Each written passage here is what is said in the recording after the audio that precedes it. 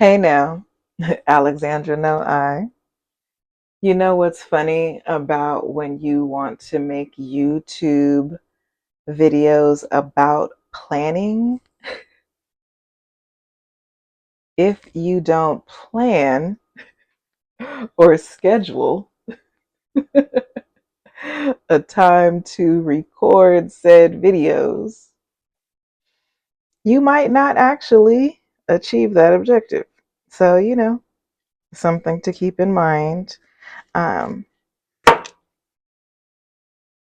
but again, a lot of this process is about learning what works for you as an individual.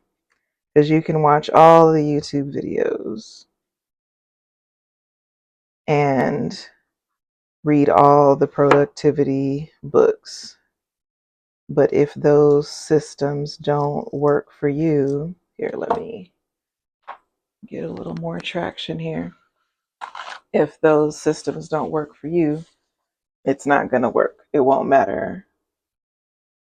So that's where, like, it can be helpful to look at different things to get different ideas, but you don't want to um, beat yourself up if someone else's method doesn't work for you. And also, you, yeah, it's just good to exercise grace with yourself. So what I'm doing right now, well, I guess overarching what I'm doing is making my breakfast. This is one of my go-to meals. I eat a variation of this almost every day. Um, yeah. So if you don't actually put time in the calendar for the things you want to do, you may not actually get them done. So, note to self, note to y'all. I am not a chef. This is not necessarily going to be super pretty. One of the things I would like to work on a bit is my knife work and my plating, but this is not a cooking channel.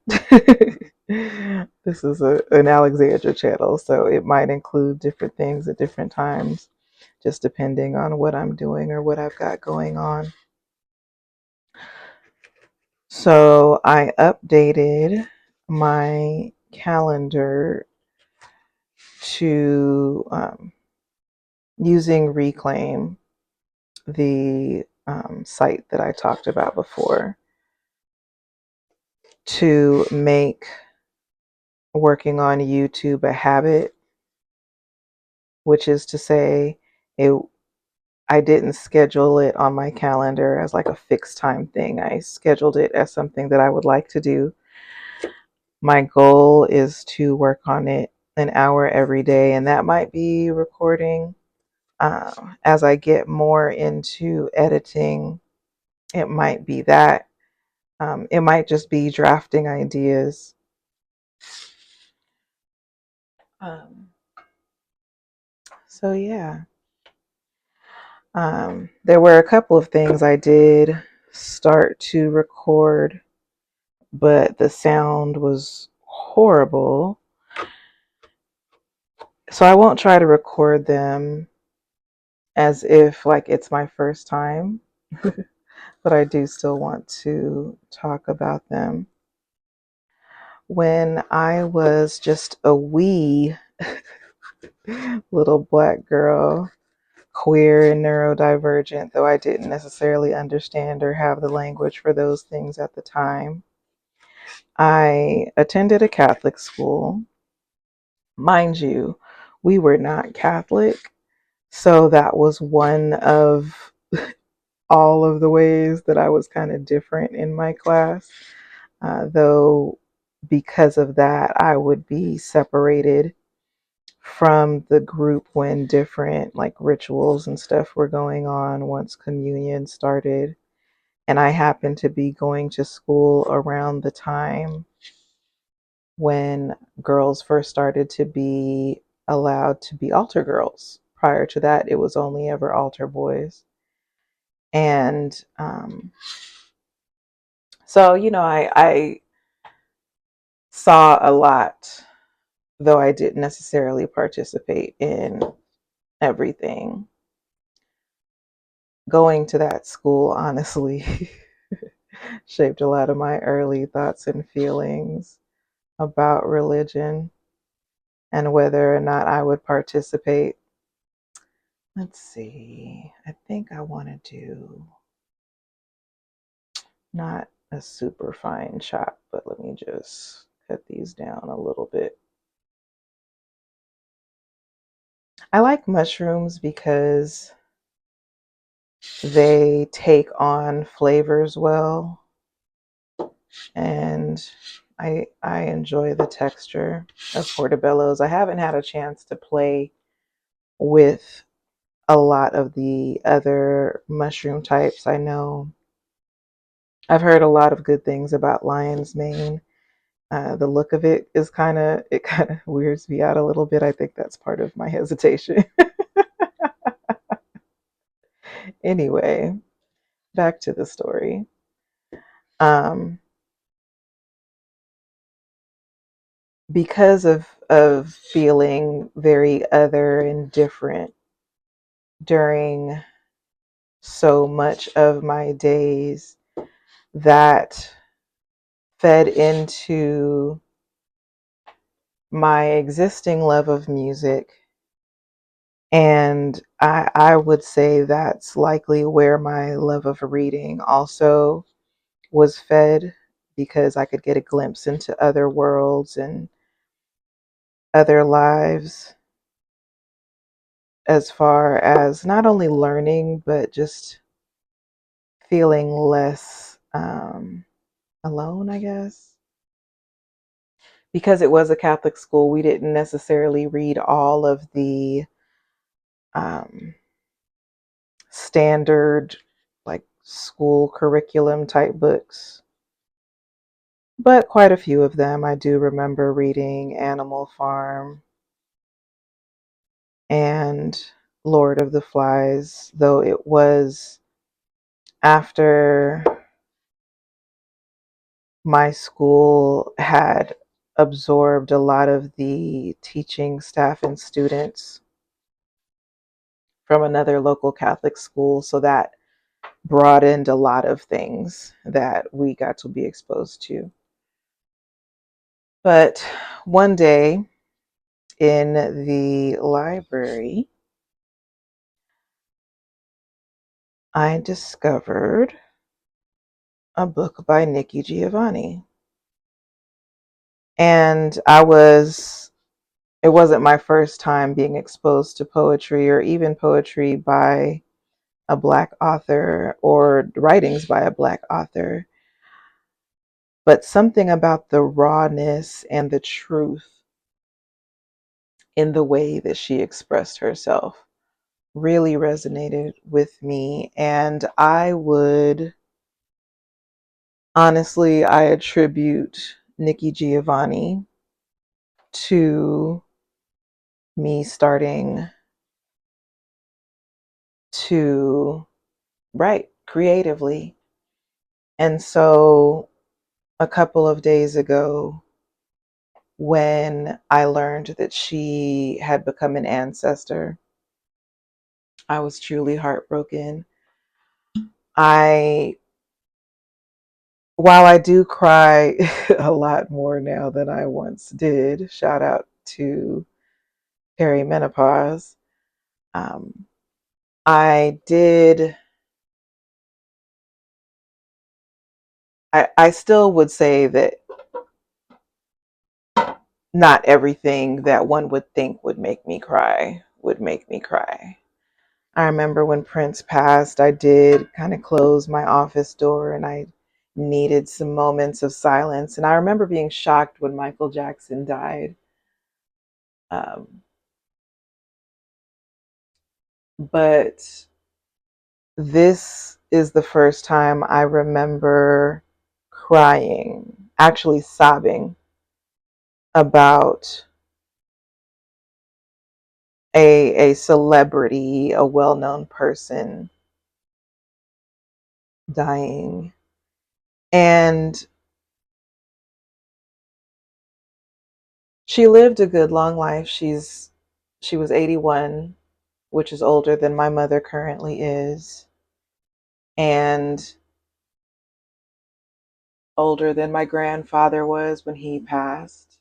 Um, and she lived a good, full life, traveled, fulfilled dreams, had conversations that we still get to watch and be inspired by. Uh, I actually cried a few times that day. My attempt at a recording with the horrible sound, I even got choked up while I was talking about it then. But yeah, that is something. It reminded me of a few things. I've really definitely internalized over the last 5 years that a long life is not guaranteed. So it wasn't even just that, but it kind of underscored why I think, yes, it did underscore why I am so focused on planning right now, because I do understand that it is infinitely valuable um, to use the time that we have well.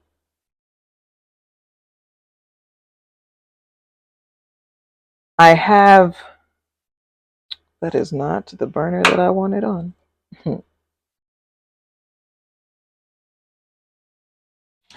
um, I have had opportunity to do some bucket list things.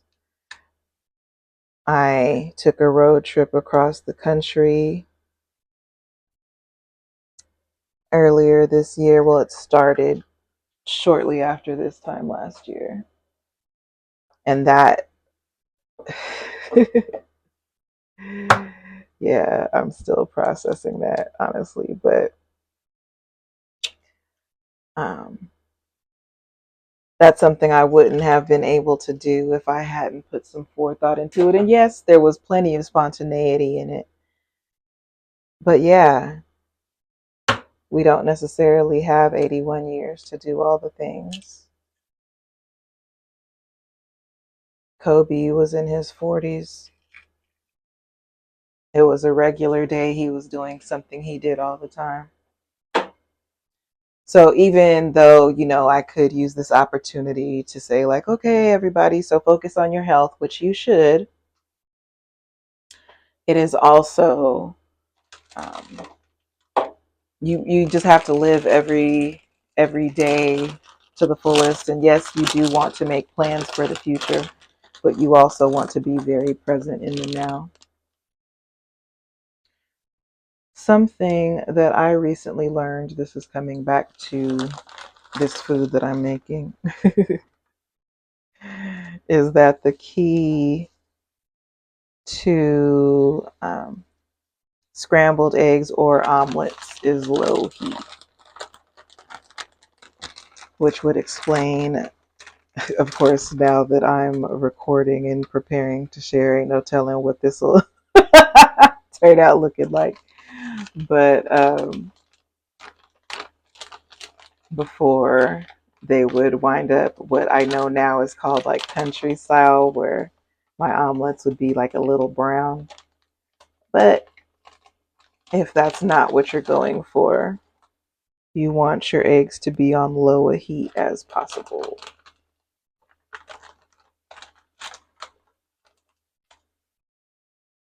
One of the cool things about when you typically eat your spinach cooked is that you can take advantage of when the greens go on sale because they're about to age out. Because you don't necessarily need them to be fresh and crunchy anyway.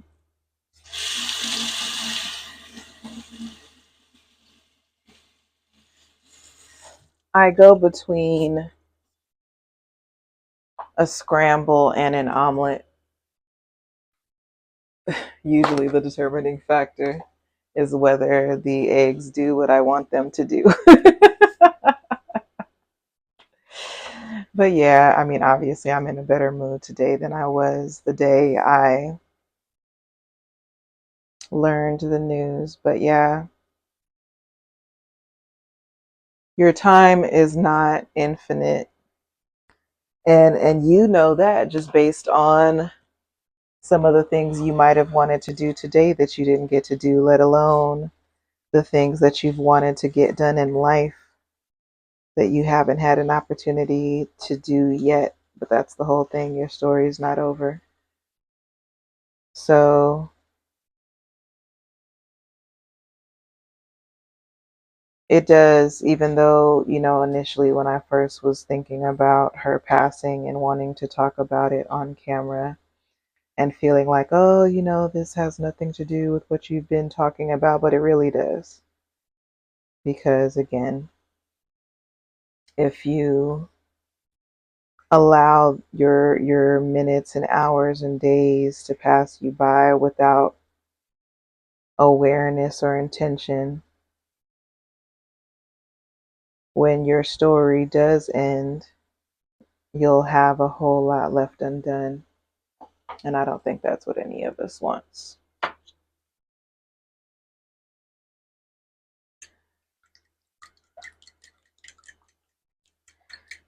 My food may not always be pretty, but it does always taste good. I will say that. So, gotta take your victories where you can.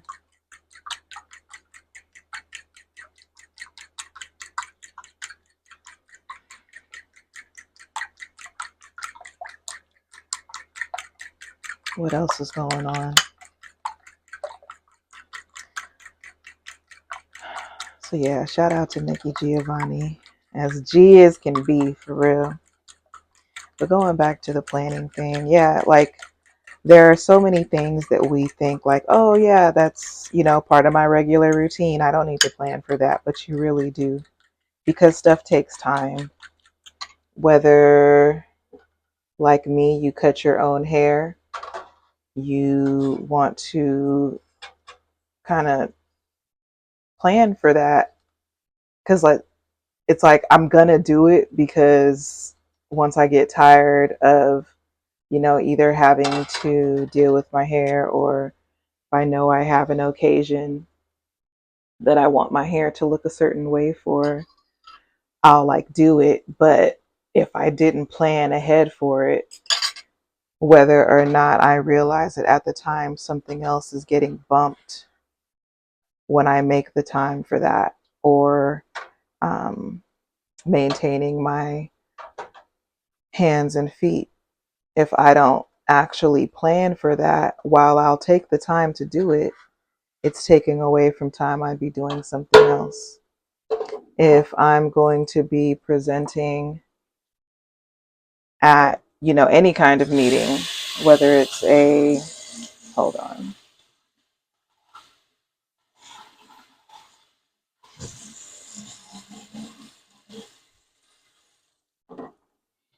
whether it's a business meeting, whether it's for like a religious meeting, the time it takes time for me to like read different things and figure out what I'm going to talk about. And then if I want to go ahead and make like a slideshow or something, I need to schedule that because it takes time. Otherwise, the day of the meeting will creep up on me. And I will not be as prepared as I would like to be.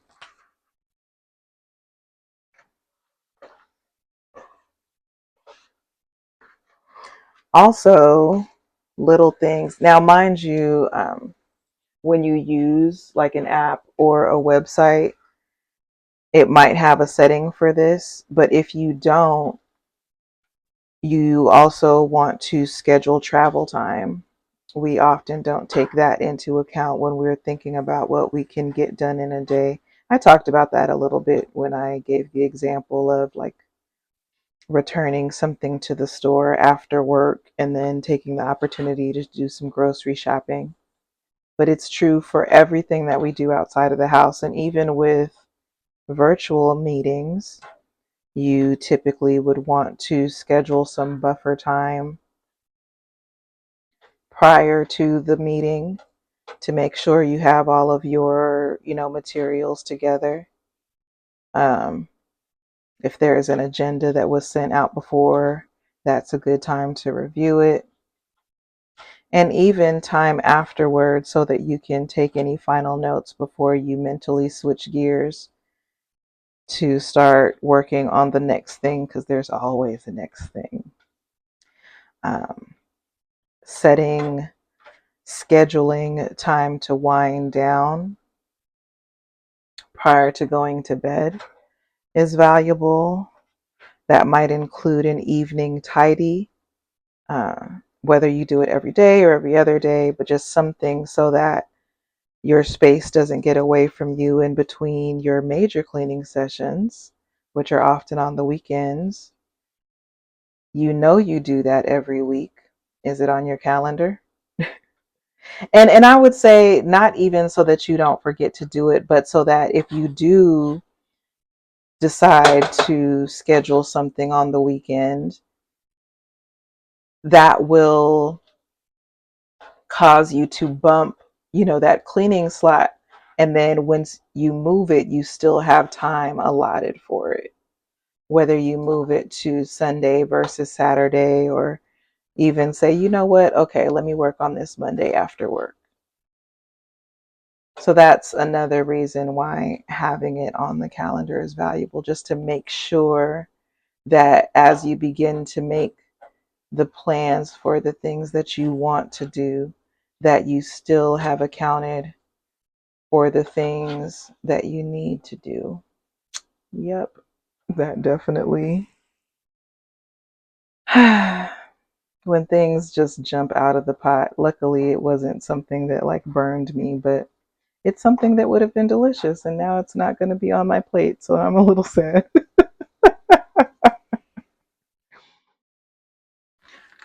So my laundry alarm went off, which stopped the recording. But just in case you are curious about how this meal turns out, I figured let me go ahead and cut the camera back on. So the reason I use a big pot and cover it, again, when I have the hope of it being an omelet and not a scramble, is so that I get that like wide flat surface. And then I put the lid on so that the top gets cooked also.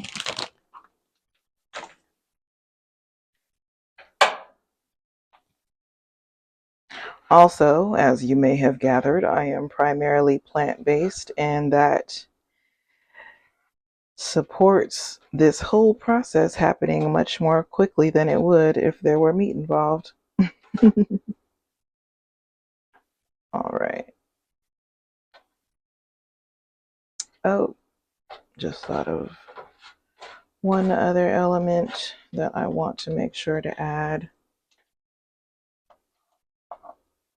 So at this point, all the burners are off because the residual heat is going to do the last of the work. So like the cheese is melted by the eggs being hot, and then further the hot filling going on top of them. So this is a mushroom and spinach situation, but I like spice and I like jalapenos, so I also added those. But something that I'd been putting on top, but today I'm going to put inside of my omelet is cilantro. A little bit goes a long way. in terms of flavor.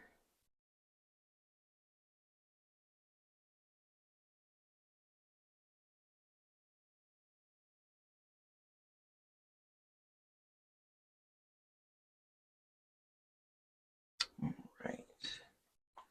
Where did, oh.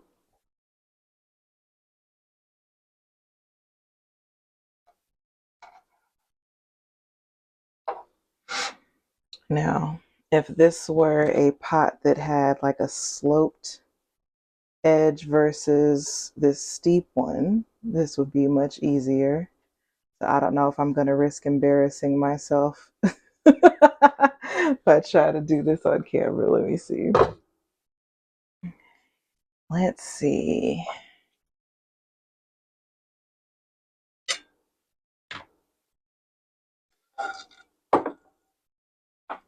Mm-mm-mm. I also try to, I'm a major proponent of cleaning as I go. The lemon pepper is for the tomatoes that I eat on the side. All right. So like I said, whether it winds up being a scramble or an omelet, this is kind of a go-to.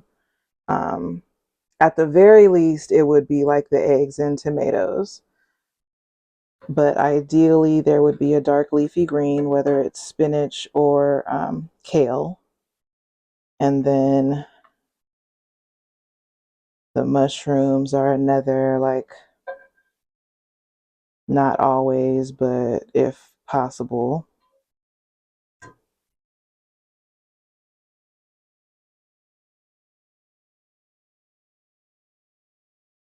Dun, dun, dun, dun. Yay!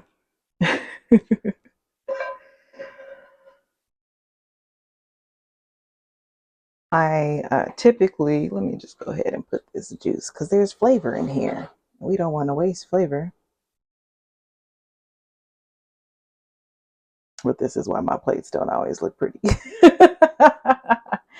But again, they be tasting good though.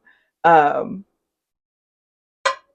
Usually I would just cut the tomato on the plate. Do I want to do that now? Yeah, I think I do. I have Romas this time. Romas are quite flavorful. They are often small though, so sometimes that will deter me. Um, but there is a store I frequent that has larger Romas. So I went ahead and got them. I'm also a fan of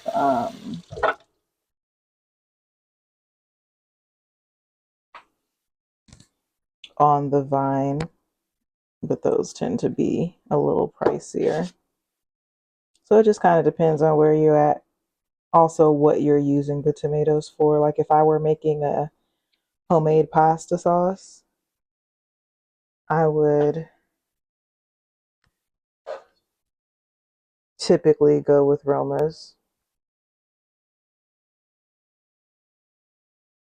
Also, tomato sauces, like as far as like a pasta sauce, are kind of forgiving in terms of if your tomatoes have started to get a little soft.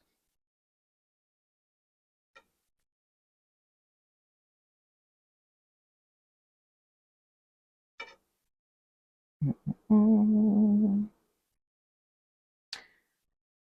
So I will say, while one of the main things I wanted to do, which was record, was not included on my list and thus didn't get done as often as I would like, um, the rest of the week has been pretty productive. I did have my doctor appointment, which is something I was previously just talking about scheduling, but I was able to get it scheduled and do that. I do have a couple of other things to schedule now that I have the referrals, which again, the starting point was making that initial appointment. I have, yeah, it's just been productive. Some things in the works that I will be able to talk about a little more once they're further in the works. We are in December now, so my friends who have kiddos are looking ahead to winter break, which will either give me more opportunity to catch up with friends or less if their, kids are younger and thus require more, um, more time from the parents once they're out of school. All right.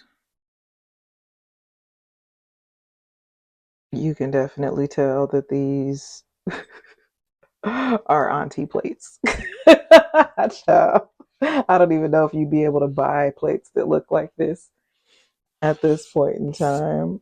My aunt gave them to my mom, and I remember them being in my aunt's kitchen for as long as I can remember. All right, last step.